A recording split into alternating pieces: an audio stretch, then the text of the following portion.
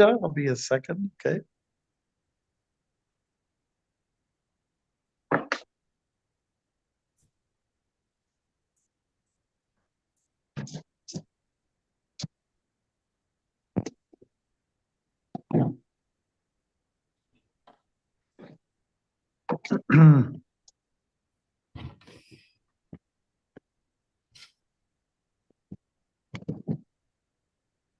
All right. Everyone's doing good. Yes. Okay. One of you are in a bus. Well, that's good. As long as you're not under the bus. You know, people keep using that expression, under the bus. Heaven forbid. Die. And Nina, how are you doing? I'm good. Thank you so much, Maharaj, Die. for Everything's asking. fine. Yeah, it's very cold. I find it very cold. Hare Krishna Maharaj, Dandvat Pranam. Jai Shri Prabhu. Haribol, Haribol. Yes. Hare Krishna. Murli, right? And Yes, Prabhuji, I changed the name. we've got Guru Das. Jai. We have Ritam. Thank you, Ritam. Jai Guru Maharaj, Das. Dandavats. Jai. Hare Krishna. Thank you. Thank you. Okay, so I think we can just get started shortly. I'm just gonna change. I'm gonna change my directions here. It's easier on my get myself settled here. Prabhus, let's begin. Nama Om Vishnuvadaya Krishna Prasthaya Bhutale Srimate Bhaktivedanta Swamini Tanamane Namaste Saraswati Devi Gauravani Pracharini Nirvishesha Shunyavadi Paschatari Satarine Sri Krishna Chaitanya Prabhu Nityananda Sri Advaita Gadadhara Shiva Sri Gaura Bhakta Vrinda Hare Krishna Krishna Krishna Hare Hare Hare Rama Rama Rama Hare Hare. Jai. Haribol. Let's go to our page 1 of the invocational mantra. Om Agyana Timarandasya Oh my God. Tasya Gyananjana Shalakaya Gyananjana Jnananjana Shalakaya. Chakshuran Militan Yena Akshuram. Shuram Militam Yena. Tasmai Sri Gurave Namaha. Tasmai Shri. Tasmai Sri Gurve Namaha. I was born in the darkest ignorance, I was born in the darkest darkness of ignorance. ignorance. and my spiritual master opened my eyes My and spiritual. And my spiritual master opened my eyes eyes with the torch of knowledge. With the with thought. the the torch of knowledge. I offer my respectful obeisances unto him. I I offer offer my respectful obeisances unto him. Srila Prabhupada ki. Jai. I Okay, our host, gracious host, Vaishnavi, she's going to tell us where we left off. Thank you very much. 1860. Oh my God, we're really getting there. Wow. It's getting hot. Okay. Sanskrit and English here. Svabhava jena punteya nibada srina karmana kartum nichchasi yan mahat karishyas avasho pita. Under illusion, you are now declining to act according to my direction, but compelled by the work born of your own nature, you will act all the same, O son of Kunti. Jai. We can have a purport reader, please. If one refuses to act under the direction of the Supreme Lord, then he is compelled to act by the mode in which he is situated. Everyone is under the spell of a particular combination of modes of nature and is acting in that way. But anyone who voluntarily engages himself under the direction of the Supreme Lord becomes glorious. Thank you very much. Okay. short and sweet. We have two ways to go. We hear about Nivriti, Pravriti. Nivriti means the path of renunciation. Pravriti means the path of sense gratification. One liberates, the other one puts you in deeper bondage. And when we act against the superior engagement, then surely we'll have more of the same. We'll be going through, jumping a skip rope of birth and death again and again. And it's only because we're resisting. But when we surrender, that's such a key word in our culture.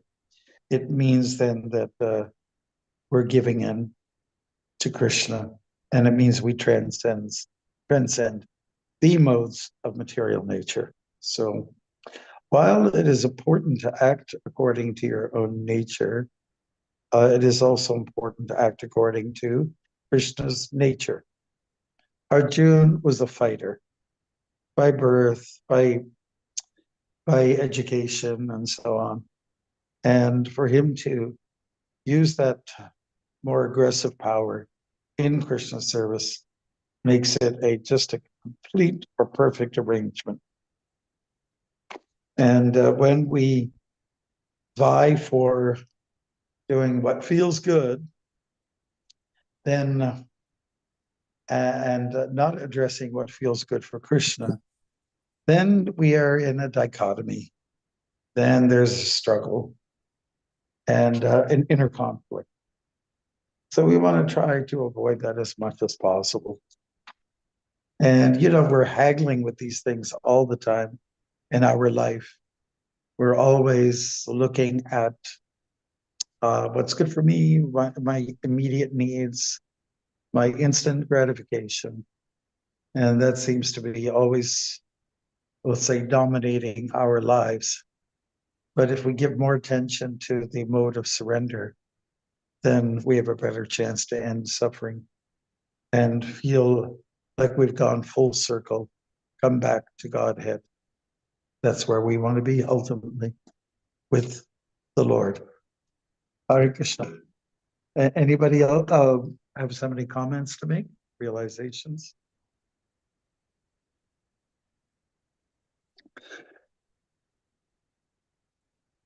All right. I'm going to take a minute to open the window. It's very drafty here. There's snow coming in. I don't mind. I'm going to open the window and let the snow come. It refreshes me. I'll be 1 second.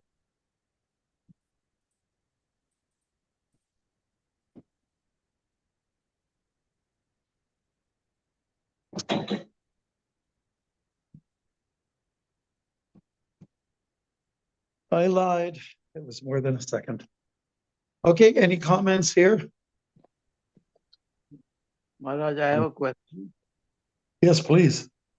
We are all actually combinations we all acting the combination of material modes. So how do we know that we are acting in the right mode?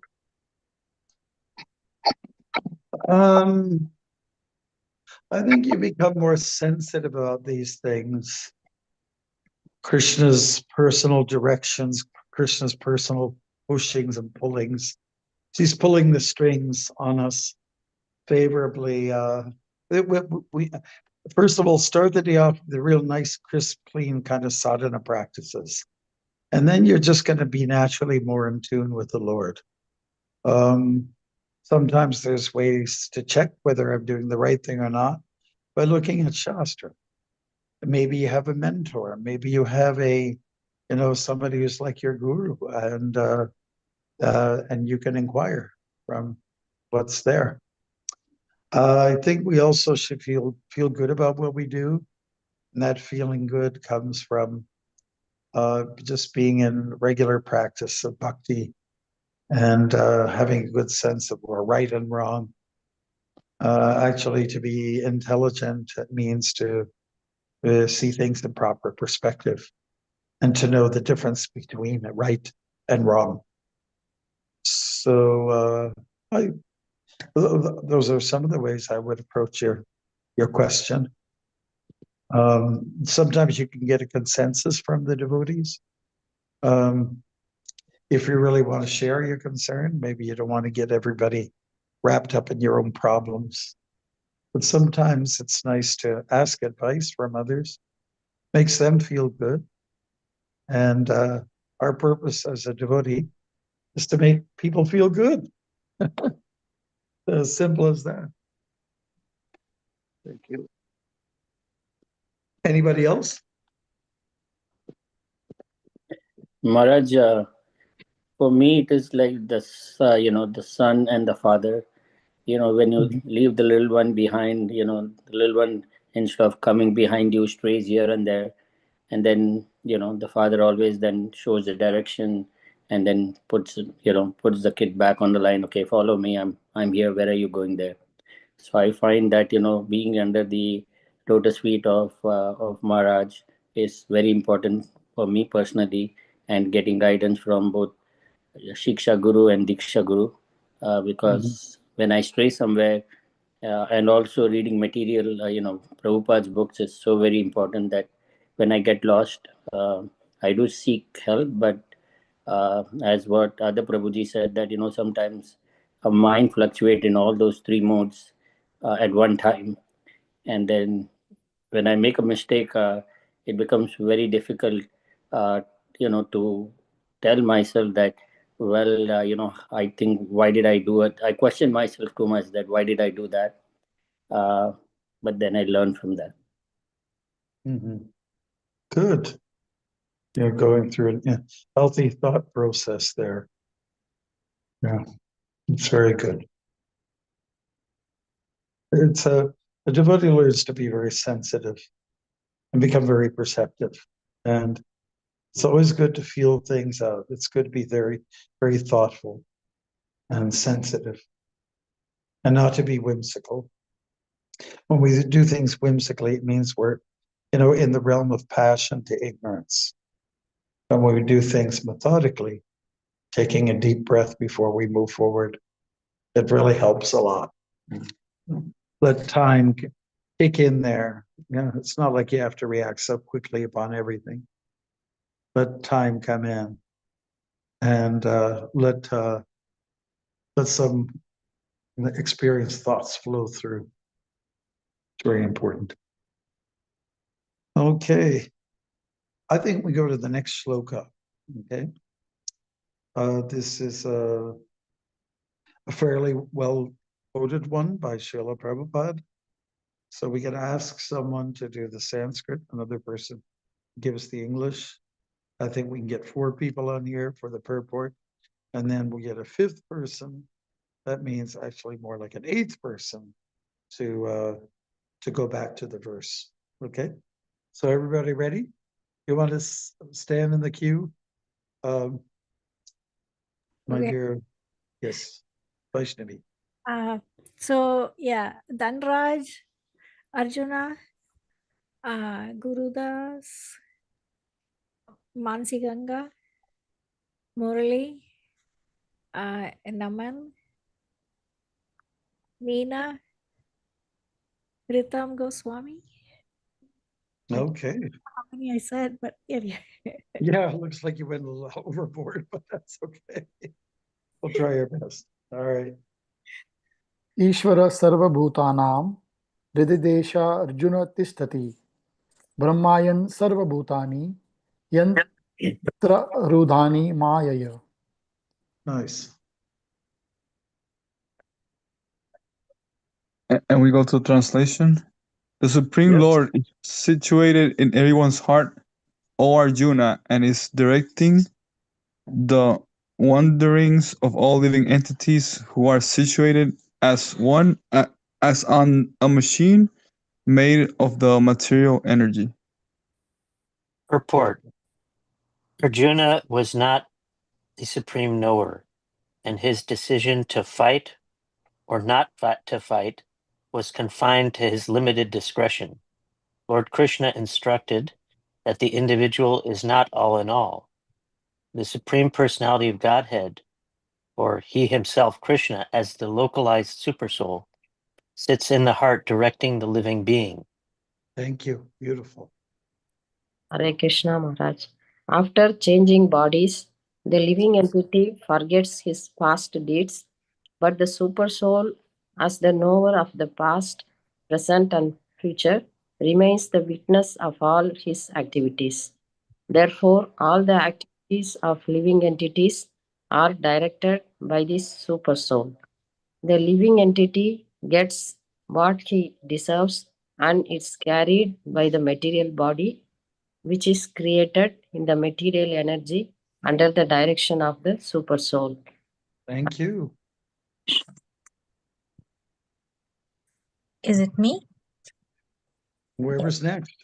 Okay, I think it's me. Okay, as soon as a living entity is placed in a particular type of body, he has to work under the spell of that bodily situation. A person seated in a high-speed motor car goes faster than one seated in a slower car, though the living entities, the drivers, may be the same. Similarly, by the order of the Supreme Soul, material nature fashions a particular type of body to a particular type of living entity so that he may work according to his past desires. Thank you. Who's next? The living entity is not independent. One should not think himself independent of the Supreme Personality of Godhead. The individual is always under the Lord's control. Therefore, one's duty is to surrender, and that is the injunction of the next verse. Okay, great. And we can get the next person to just read us the verse one more time. Okay, Naman, go. Okay. Translation. The Supreme Lord is situated in everyone's heart, O Arjun, and is directing the wanderings of all living entities, who are seated as on a machine made of the material energy. Thank you very much, all the readers and listeners. Great. Now, this piece of information that's coming to us here, and the first phrase is not new. It has come before. One of the prominent shlokas that expresses the Lord's presence in the heart is found in 15:15. Sarvasya chaham ridi sanivishto patasmritir jnanam apohanam cha. So the first part of that verse says simply, I'm the heart of all. And because I'm there, I am perceptive. I know what's going on. I can actually award people with recollection. I can reward them with good memory, or I could just drop my memory altogether. I could be in a state of forgetfulness. In any case, we credit the Paramatma, God in the heart, for being there with us, number one. Number two, acting on us, either in a favorable or unfavorable way, depending on our karma, really. Second part of this verse here is also fun. The Lord, because he's in the heart, he gives some directions. But those directions, I mean, he points in the directions of where you want to go, really. Eko Bahanam Yovidhati Kaman. The one singular living entity, that is Krishna, he's directing all the other living entities and giving them what they wish to have. Even though the choices are great, the Lord seems to try to satisfy everybody. We are seated as on a machine. Yantra, the Sanskrit word yantra, means on a machine, and made of the material energy. Maya. That's also a word that comes up in the Bhagavad Gita quite a lot. Does anybody, sometimes people ask me for a female name for like a girl, baby girl. And sometimes I think Maya, oh, it does sounds great, but I don't know. Some kids might tease, especially in the case of a girl, like it's oftentimes a girl's name, Maya or Maya. Maybe that will give them a little trouble in the future. But this is what it is. We're in a body, this physical body, made of the material energy, and the Lord is sitting there just kind of watching what's going and pushing us in the direction where we want to go. I have a real strong vision of when my mother took me to Holland. I was 5 years old, and we went to see my grandmother. My mother spent a little money on some fun things. She went on one of those little kind of like units. You go into your little car, and you kind of you go in all kinds of directions, and you get bumped around. And I was kind of like, I was just a 5-year-old kid. She had a smile on her face, but she was also struggling, getting bumped around by there must be a name to those little things that they have at the carnivals, you know? I decided not to get roughed up. Did anybody know? Bumper cars, Maharaj? Kind of like, what did you call it? Bumper cars? Yeah, bumper cars. Yes, bumper cars. Yeah. They still have those things? Yes, yes. And we have them. Yes, they do. Okay.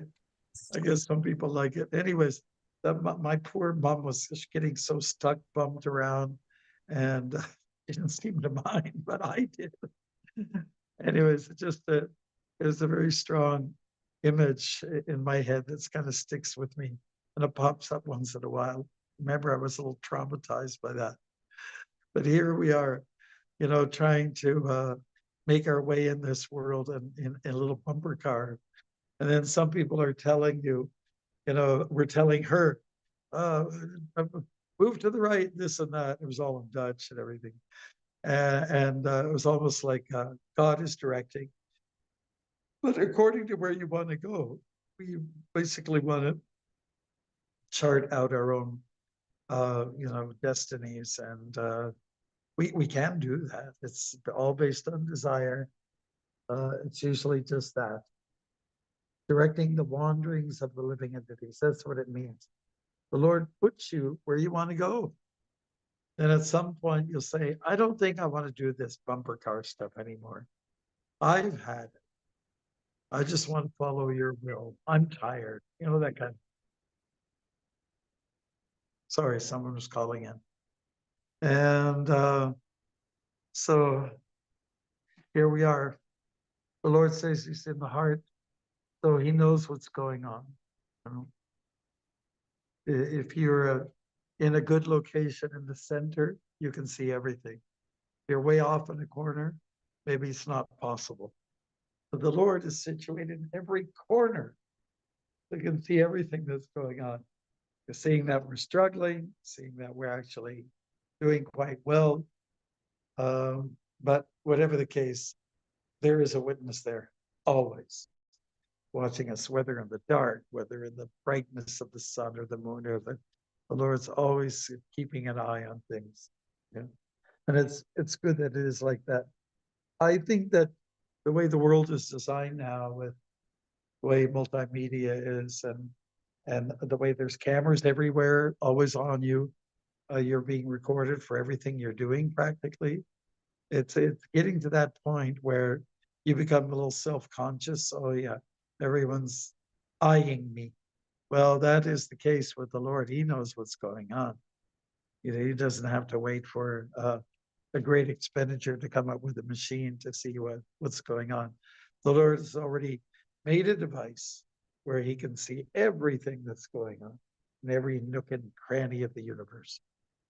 So being that is the case, that we're being looked at, why don't we just push towards behavior and just try to go in the direction that's favorable for our liberation from this world.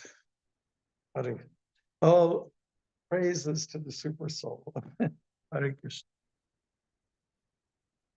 Any comments, Prabhus? Hare Krishna Maharaj, please accept my obeisances at your lotus feet. So Maharaj, this I have a question. So these few verses, basically, Lord Sri Krishna is saying that you should try to act according to my directions. Otherwise, you will be lost. And that's what we read last week. And then now he's saying, even if you don't listen to me, you will still be compelled to act according to your nature. Like everybody has a nature. Some people are soft, some people are aggressive. Um, some people take a lot of risks. Some people are very cautious.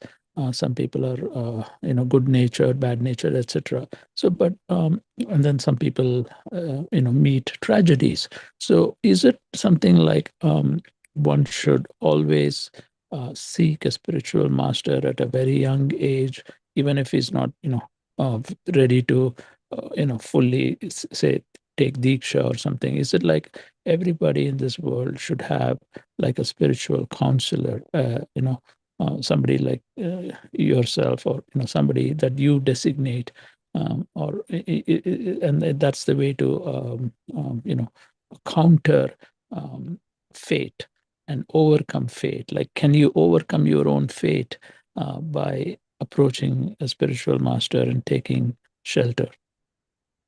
Well, thank you for the question, Haripad Prabhu. I believe that's already built into the system. When you are born and you are becoming, let's say, under the grips and clutches of material energy, you do have a guru already there. There is a guru directing you. Let's say there might be there's a latent spiritual soul there called Paramatma. But we already have gurus in the form of mommy and daddy, maybe bigger brother. They're there to guide like anything like that. So it's automatically set in motion, this idea of a guide or a coach or a cheerleader. It's usually the parent that does that. Then at some point, naturally, 5 years, 6 years, and so on like that, we've taken so much advice from parents. There's a need to, by that time, we've exhausted our parents, right? Time to go to school, time to take on a new guru, somebody outside of your DNA lineage, and take direction from someone else. Now, it might not be spiritual subject matter. Hopefully the parents have already instilled that in us, but at least someone's there. Our school teacher is there to give us a further form of direction. So teacher is always there. And I'm talking about guru in a broad sense when I use that terminology. Guru means teacher. So the teacher is always there. Then we get to a point where we get into the realm of reason, and we might just want to go deeper into life. We would like to have a person who can help us to understand ourselves psychologically. At that age, that particular age, which could be in the teens, one takes a choice at a guru. In tradition, oftentimes there's family guru. So you follow the guru of the family that your parents have established. But then it might come to a point where you become a little more independent and you feel, I think I need a personalized guru, someone who understands me. Somebody who's kind of a good match would be. Oftentimes a good match is somebody who's in your neighborhood because they understand your environment, what you've gone through.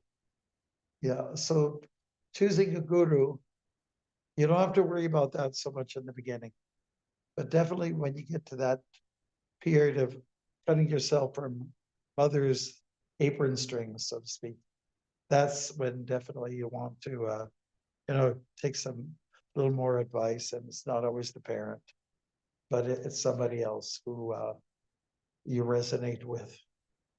Okay, and so that in tradition, one doesn't usually take formal diksha, at least until a bit later on, when you are, just needing that little extra kick that little bit of extra help. So, bro, I hope that answers the question. Guru comes, just repeat, Guru is automatically there to give some direction. And then that changes a little bit later. As you get away from your family bonds, out of the nest, so to speak, you see a bigger world, and you look at it with awe and reverence. And it's during that time of exploration, it's not a bad idea to have a guru who will put you on the straight and narrow path. Thank you, Maharaj. Yeah, that certainly helps. The only the comment I would have is, or a follow-up question is that, so you're basically saying that what the fate of a particular person is pretty much set. Is that what you're saying? It cannot be changed, or can it be changed by by the mercy of Guru and Gauranga, so to speak? Well, your question revolves around when a guru is needed, when you feel compelled to do so, and that's should come about quite naturally when you feel a bit of a gap, when you feel there's a little bit of a vacancy, perhaps when you're feeling that I feel a little bit directionless from time to time. So I need the confidence influencer in my life. And that oftentimes does happen, when one is in their teens. So it's actually a good time, and when you're at a crossroads before you get really into the nitty gritty of material life. I think it's really good. Personally, for me, I think I entered at a real good time. I was 20, and I just thought it was the right thing for me to do now is to get on with my life, which now will have a lot more be direction based, and I can be able to learn how to make decisions on myself. I need someone who will help me with confident footsteps, so that I don't flounder around, and I can forge ahead and make good decisions based on my stride. Okay, sorry to give an analogy about walking, but I did talk about bumper cars because Prabhupada talked about cars and drivers here. Hare Krishna. Thank you, Maharaj. Hare Krishna. Anybody else? Maharaj, I was wondering in the explanation, in the purport that's given, it's mentioned here that after changing the bodies, the living entity forgets his past deeds, but the super soul, as the knower, remembers the past, present, and the future. I was just wondering that there are many cases that are out in the open where there are many people who somehow seem to remember a previous lifetime. So how does that explain, or why does that happen? Because there are many documented evidences on YouTube videos and also things. I mean, I'm not questioning the fact that we all do forget. Of course, we know that Sanatana Dharma knows about the rebirth and all of that, while the Abrahamic faiths and the other faiths, most of them don't. Almost all of them don't. But just a slight gap, that why is it that we have these conditions where people do remember certain past lifetimes? What explains that? Well, we're a soul and we're in a body, a yantra, a machine made of the material energy, and part of that machine is intelligence. Part of it's ego, isn't it? What do we say about the subtle body? The subtle body carries our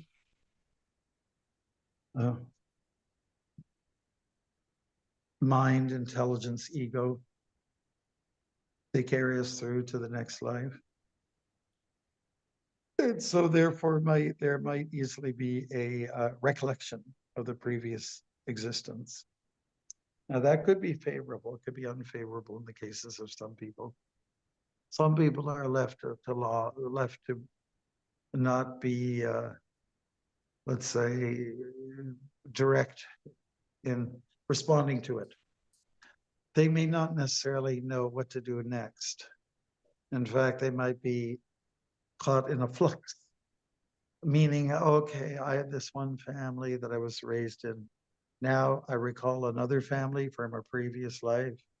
And if you sometimes go and meet those people, sometimes that former family from a previous life become a little possessive. Yeah, that's true. They become convinced you are our baby, the one we lost. Oh my God, all these years.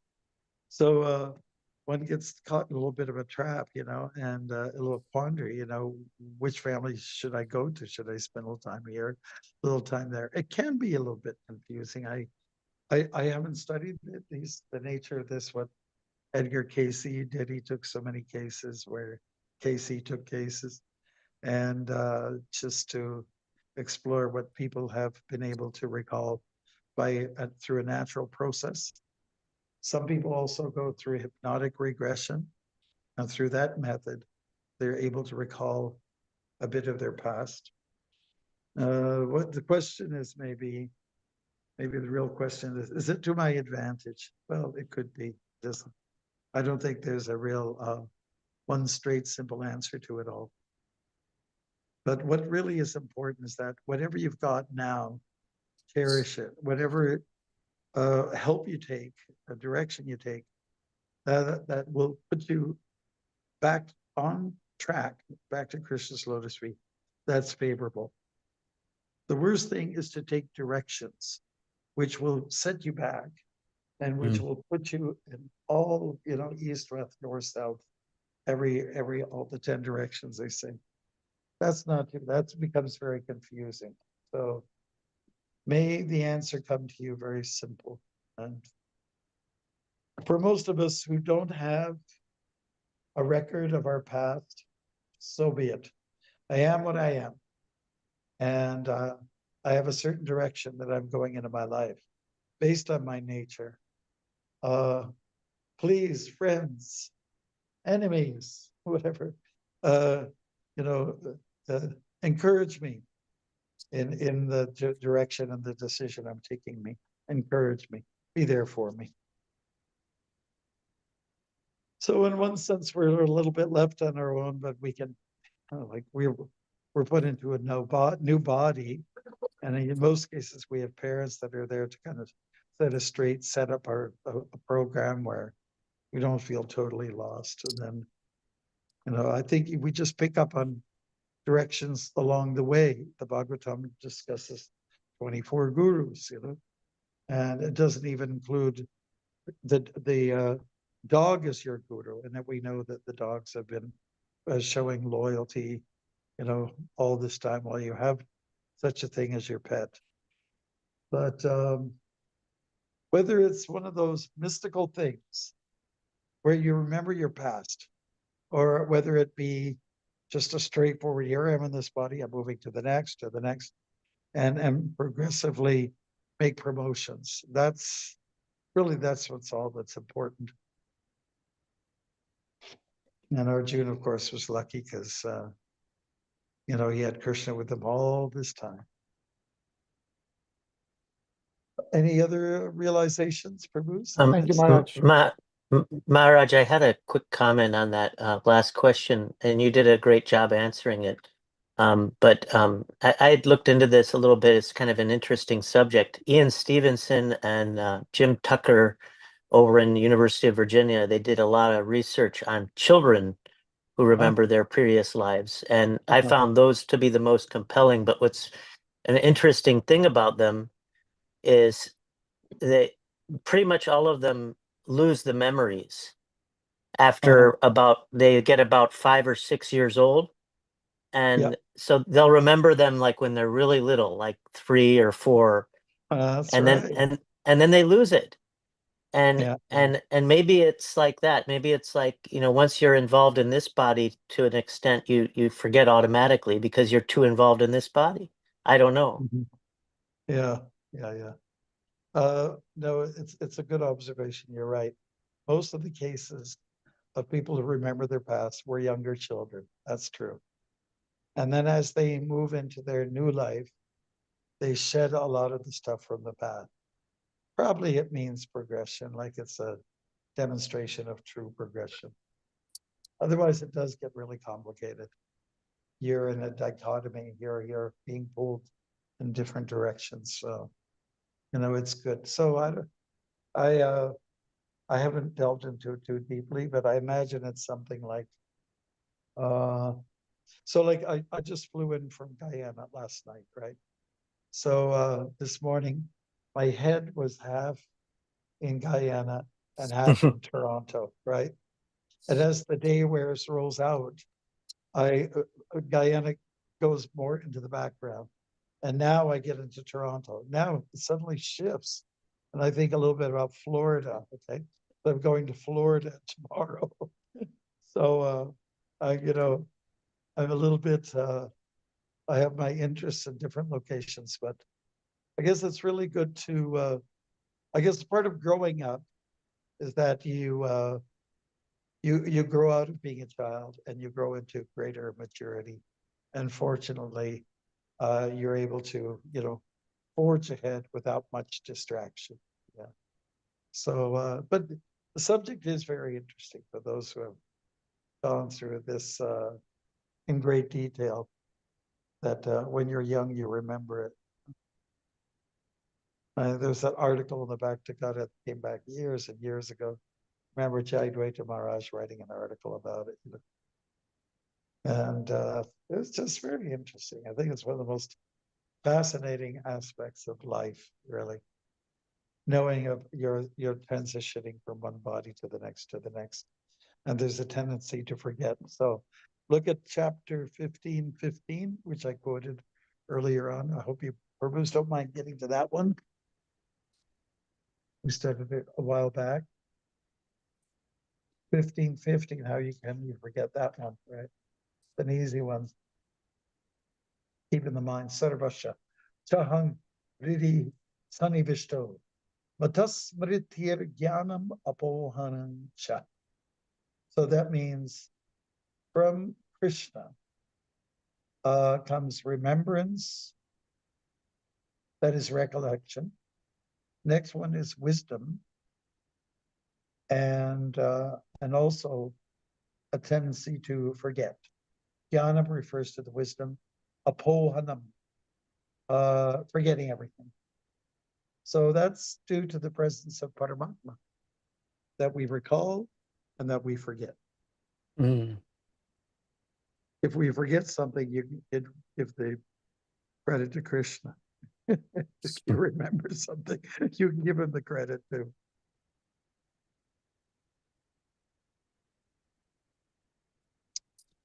Okay. Anybody else then? I'll say something, Maharaj. How do you all hurt you? So, like Arjuna was lucky that he had Krishna with him, but we are also very lucky because we have not only Krishna in the form of the holy name, but we also have a way to make prasadam. We have the Gita, we have the Bhagavatam, we have classes, we have all the devotees, and we also have you. So we are very lucky. Uh-huh. Mm-hmm. Mm-hmm. Mm-hmm. Yeah. It seems to me that our brains operate in such a way that we actually wish to really anchor ourselves somewhere and not be too much in all different directions. So people who have that gift to really settle down, becomes very much to their advantage, and say, I've got this life and I should just move on. It's very unsettling for people who get very confused about themselves, keep switching their minds around. So it's a good idea to stay away from drugs so they don't mess up with your brain cells. It's just a good idea to live a real straight, simple, wholesome lifestyle. Watch what you eat, all those things. Determine your deity. What is it that you're gazing at? What is your focal point? And it should be Krishna, right? Okay. So just remember those verses. And I think they apply, 15:15 applies very much to recalling your previous life. And then letting go. I guess when you let go, it's probably a good thing. Because if you hold on too strongly to a past, it could turn very nightmarish. All right, so then do we have time for one more shloka? I think so. Vaishnavi, do you want to orchestrate this, please? Okay, Maharaj. Well, you don't have to. You sound like you're not that enthusiastic at the moment. Oh, no, it's not that. Anyway, Okay. All right, so let's go to 62 then. yeah. So We'll follow the same format. We can get everyone to buckle down and read a little section. Okay, Yeah. the translation, the English. We can have 4 people read, and then if the purport and 5th one can go to the first once again. okay. All right. So Uddhav, Ritam Goswami, Sandamini, Murali, Haripad Prabhu, can you can read Uddhav start? Okay, Hare Krishna.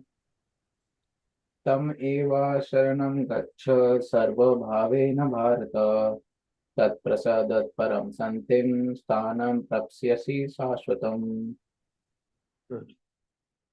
Translation: O Scion of Bharata, surrender unto him utterly. By his grace, you will attain transcendental peace and the supreme and eternal abode. Beautiful.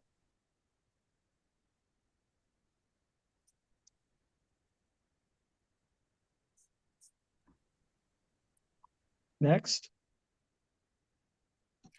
A living entity should therefore surrender unto the Supreme Personality of Godhead, who is situated in everyone's heart, and that will relieve him from all kinds of miseries of this material existence. By such surrender, not only will one be released from all miseries in this life, but at the end, he will reach the Supreme God. Thank you. The transcendental world is described in the Vedic literature as Tad Vishnu Paramam Padam. Since all of creation is kingdom of God, everything material is actually spiritual. But Paramam Padam specifically refers to the eternal abode, which is called the spiritual Vaikuntha. Thank you. Next person. In the 15th chapter of Bhagavad Gita, it is stated, Sarvasya chaham hridi sannivisto. The Lord is situated in everyone's heart. So this recommendation that one should surrender onto the super soul sitting within means that one should surrender onto the Supreme Personality of Godhead, Krishna. Thank you. Go ahead. Krishna has already been accepted by Arjuna as the So Supreme. we need the next reader. Yeah, nobody. Who's the next reader? I can read it. Yes, please. Yeah. It was Sandamini. Oh, go ahead, Mataji. Maybe she is unable to read. Go ahead. Okay, I'll read then. Krishna has already been accepted by Arjuna as the Supreme. He was accepted in the 10th chapter as Param Brahma Param Dhamma. Arjuna has accepted Krishna as the Supreme Personality of Godhead and the Supreme Abode of all living entities, not only because of his personal experience, but also because of the evidence of great authorities like Narada, Asita, Devala, and Vyasa. Okay, beautiful. Thank you. And we'll get the next person to read the shloka again. Arjun Saka, please read. English. O cycle of Bharata, surrender unto him utterly. By his grace you will attain transcendental peace and the supreme and the eternal abode. Okay, nice. Thank you very much. Okay, if you just do the simplest thing, look at what the reward is. You get peace. You end up in a great place where there's no super surprises. There's a certain steadiness and constancy there. You know, it's what everybody wants. And so that's the guarantee. And all we have to do is engage in a little sweet old surrender. That's all that's required. Nothing extraneous, nothing outrageous, and nothing that hasn't been done before. So, being the case, why is it that everyone has such a hard time surrendering? Why? Krishna, hard to understand.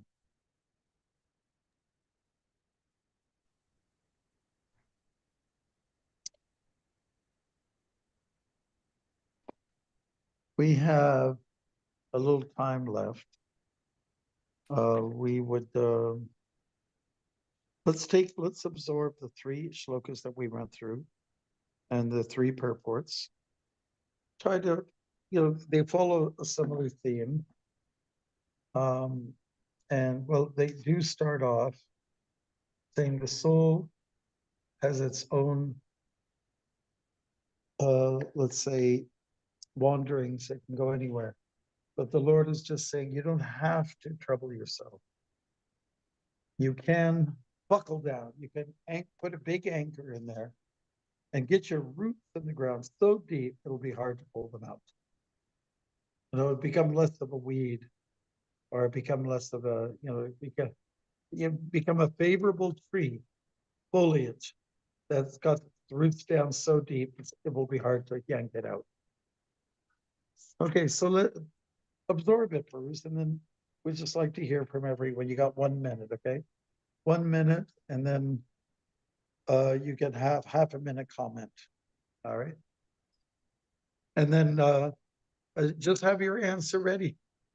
And we'll ask Vaishnavi just to orchestrate you all. All right. And while you do that, I'm going to get a cup of cold water.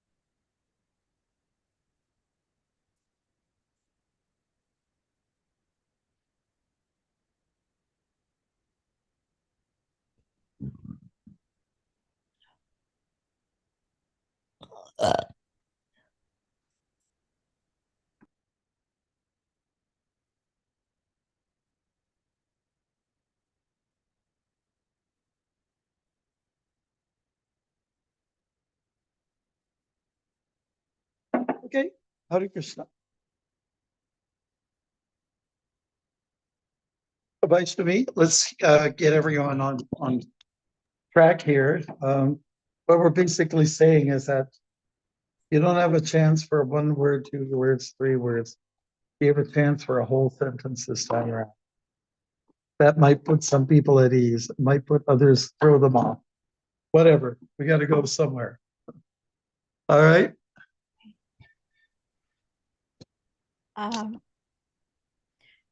Just be ready for your answer. It's really just a test in being sharp and clean. Okay. Just make your statement. If anyone wants to volunteer first. Yeah, I can go first.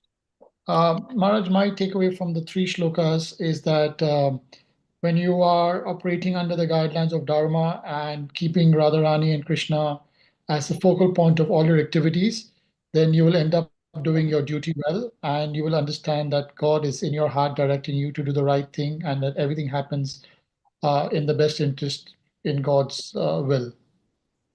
Beautiful. Okay. Maharaj, I'll go next. My takeaway is that the super soul is in control, and and that makes intuitive and philosophical sense, because if there's going to be any justice in the universe, the person in control has to be all knowledgeable, and only the super soul, only Krishna is. So from that sense, it makes philosophical sense. Beautiful. So the super soul is in control. Yeah. All right. Next. I can go next. Always remember Krishna, never forget Krishna. Shakti is Bhakti. All right. Good.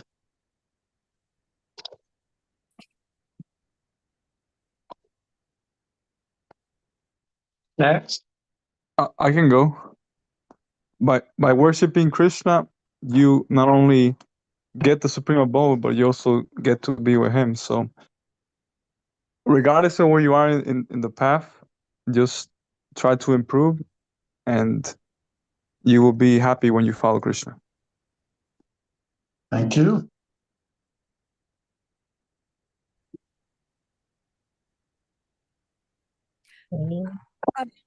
I think people should just jump in. I think the best thing is jump in, jump, instead of just waiting. Hare Krishna. Maharaj? Get off the bumper car ride and seek a spiritual master by whose mercy you can attain God consciousness. Okay. All right. Good. Maharaj, Next. I would say that we are sitting on a machine made of material energy, which is the body. We may know the machine, but we don't know the path ahead of us. But Krishna, being all knowing, knows not only the machine, but also the path ahead of us. So when we surrender to Him, we can attain eternal and lasting peace in this way, because then Krishna will directly give us instruction on how to drive this car. Yeah, good. I like that. When you go to purchase a car, you go to a salesperson, and they have everyone on all the cars on display. Usually the salesperson has a pretty good idea about the performance level and the features of each and every vehicle. If they don't know, then they're probably in the wrong job. But it's a little bit like that. Krishna knows all the vehicles. He knows all the automobiles. So, and wherever he sits in as a passenger, it's not a problem for him. He just has to be concerned about the driver. All right. Thank Go you. ahead. Hare Krishna. I'd like to go next, Maharaj. I would like to say that don't wait until you are too tired of trying, but just as soon as possible, surrender, because you're surrendering to the person who knows everything. So you don't lose anything, but you attain the bliss faster that you are actually looking for. Yeah. Get to the fun faster. All right. Next.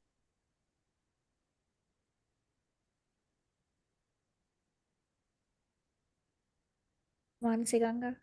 Maharaj, Krishna directs the living entity according to what he deserves, according to what he likes. Okay. Thank you. Can I go next, please? Yes. To take your time and surrender to the right person, because there are so many people to take you the wrong direction. Mhm. Good. Search for the guru and the motiveness. Yeah. All right. Next.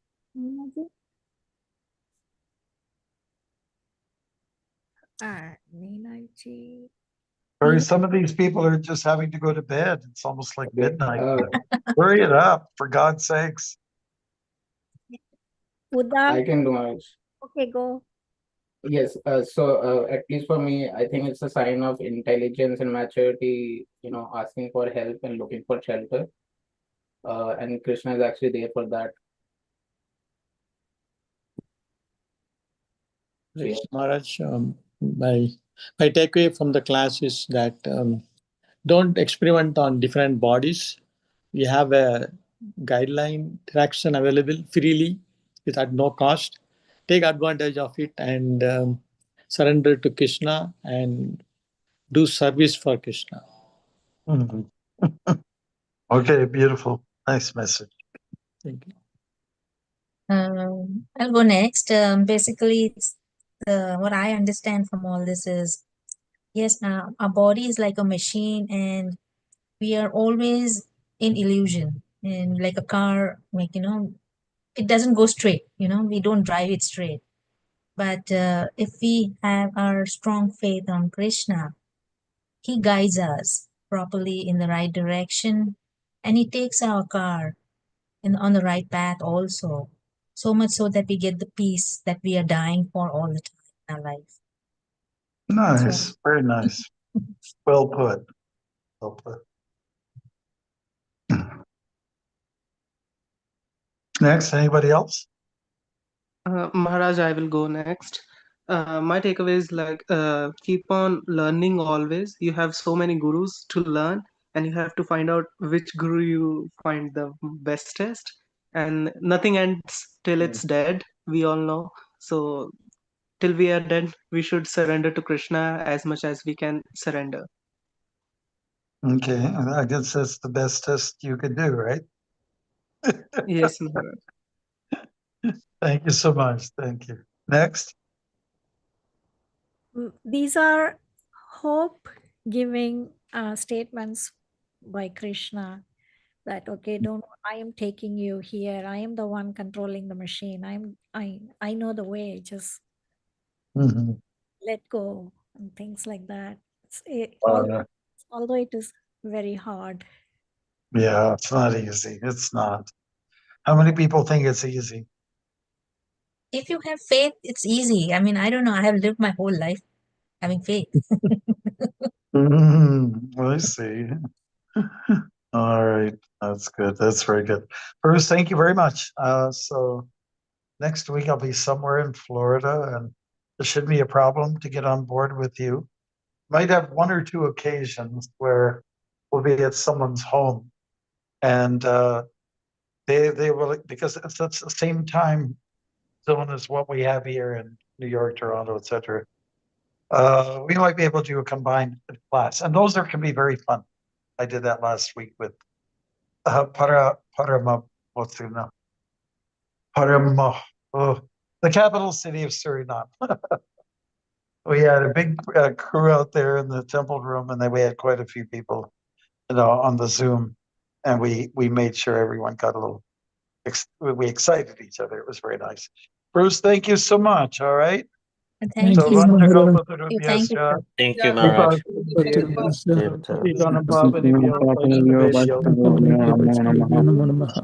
I guess we'll have to check out Stevenson and Tucker, right? On their background. Yeah, Ian Stevenson and Jim Tucker. It's psychiatrists out of University of Virginia, and they have a whole institute there that studies this stuff. Yeah, wow. That must be interesting. Just put it on the group, Maharaj. Prabhuji, put it on the group so we can check it out. Alim. Sure. I'll send a link in the group Yeah, chat. what these fellows usually are saying, they really just endorses our beliefs. Yeah. They've just honed in on a subject, and they're, it just gives you a little more realizations, a little more depth as to the subject matter of the soul's transmigration. Last week I was fun with the Suriname group, Maharaj, where you had both of us as well, and them together. It was a very nice session. It was very interactive with both of them. Yeah. Yeah. That might happen next week. We'll see. I don't know exactly where I am a week from today, but we'll try our best to make that happen. All right, how do you go? Hare Hare Krishna, Bol. Hare Hare Krishna, Krishna. Prabhu. Thank Hare you, Krishna Maharaj. Maharaj. Hare Krishna. Thank you, Maharaj. Thank you. Hare Krishna. Thank you, Vaishnavi Mataji. Thank you, Vaishnavi Hare Mataji. Krishna, everyone. Thank you, Hare Mataji. Krishna. Everyone, have a good Thank week. you. Bye.